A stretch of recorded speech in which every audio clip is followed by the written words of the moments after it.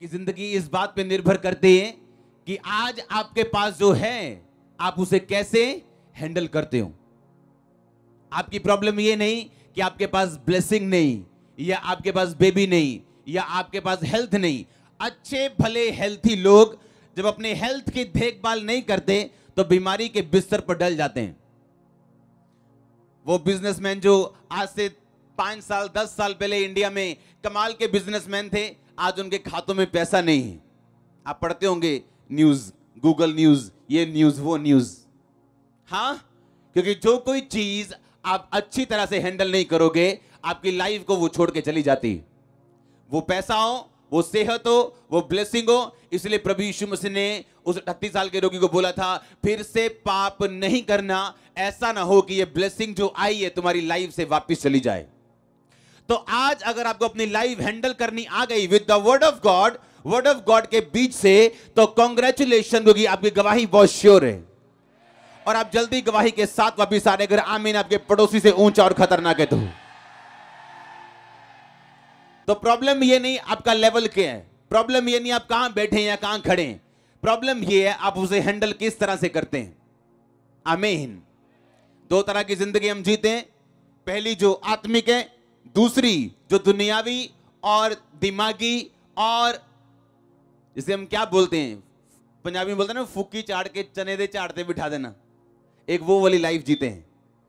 ये यात्री बाइबल कहती है, एक बंदा यीशु मसीह ने कहा यरूशलेम से यरीहो को जा रहा था।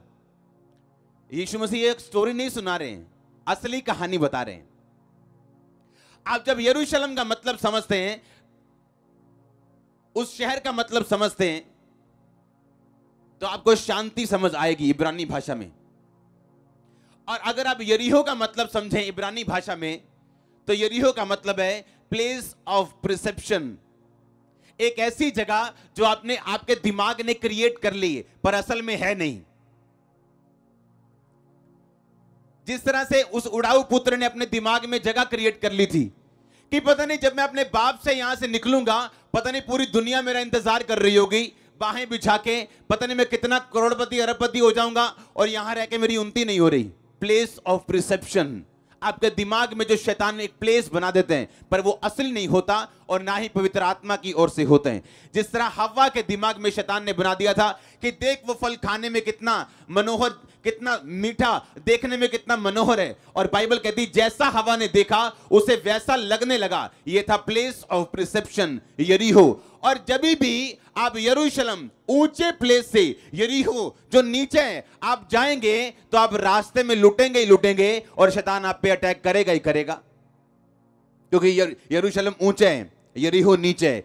जब आपकी आत्मिक जिंदगी ऊंचे से नीचाई में जाएगी, नीचे तब आती है आपकी आत्मिक जिंदगी जब आप दुनियावी किसी भूल में जी रहे हो, कि प्रभु ने आपको एक आत्मिक जिंदगी दी है और प्रभु ने आपके दिमाग में डाला है, दिल में डाला है कि नहीं, तूने ये जगह छोड़ के नहीं जाना है, जलंधर छोड़ के नहीं जाना। या अगर आप बॉम्बे सुन रहे हैं, वहां किसी जीवित चर्च जाते हैं कि अभी 2-3 साल 5 साल 10-20 साल या नहीं जाना है, लेकिन आपको एक प्लेस ऑफ प्रिसेप्शन दिखा रहा है शैतान, एक ऐसा स्थान दिखा रहा है जहां आपको लगता है कि बड़ी ब्लेसिंग है, लेकिन मुझे संगति से दूर होना पड़ेगा। हाँ, मुझे कभी कभी शराब पीनी पड़ेगी, हाँ मुझे अपनी कंपनी में बिजी होना पड़ेगा। और वहां शैतान आपकी लाइफ पे अटैक करते हैं, क्योंकि जब आपकी जिंदगी ऊंचाई से नीचाई में जाएगी तो डाकू आपको घेरेंगे, शैतान आपको घेरेगा, क्योंकि बाइबल कहती है वो मारने के लिए, घात करने के लिए और नष्ट करने के लिए पैदा हुआ।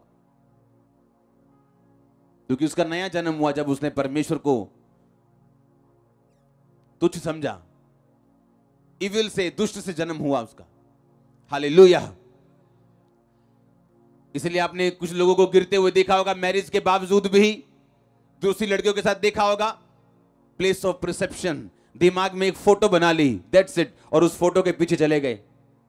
और बाद में क्या हुआ आपको सबको मालूम है, घर टूटे, जिंदगियां बर्बाद, बिजनेस पे असर, हर जगह वो शैतान काम कर रहे हैं, क्योंकि आप प्लेस उस दिमाग के स्थान से जो सिर्फ आपके दिमाग में ही है, आप एक असली स्थान को नहीं छोड़ सकते जो आत्मिक स्थान परमेश्वर ने आपको दिया है, क्योंकि प्राइस भारी है छोड़ने का। हालेलुया। तो आप अपनी लाइफ को हैंडल कैसे करते हो? आज आपकी लाइफ में क्या प्रॉब्लम है? कोई प्रॉब्लम नहीं, ये मुश्किल नहीं है, या कितनी ब्लेसिंग है ये बड़ी बात नहीं है, पर आप उसे हैंडल किस तरह से करते हो ये बड़ी बात है। ये फ्यूचर आपका बनाएगा ये चीज। हालेलुया। याद करो आपकी प्रेयर लाइफ कितनी थी? 2 घंटे, 3 घंटे, आज उससे ज्यादा या कम है? पवित्रता कितनी थी? आज उससे ज्यादा या कम है?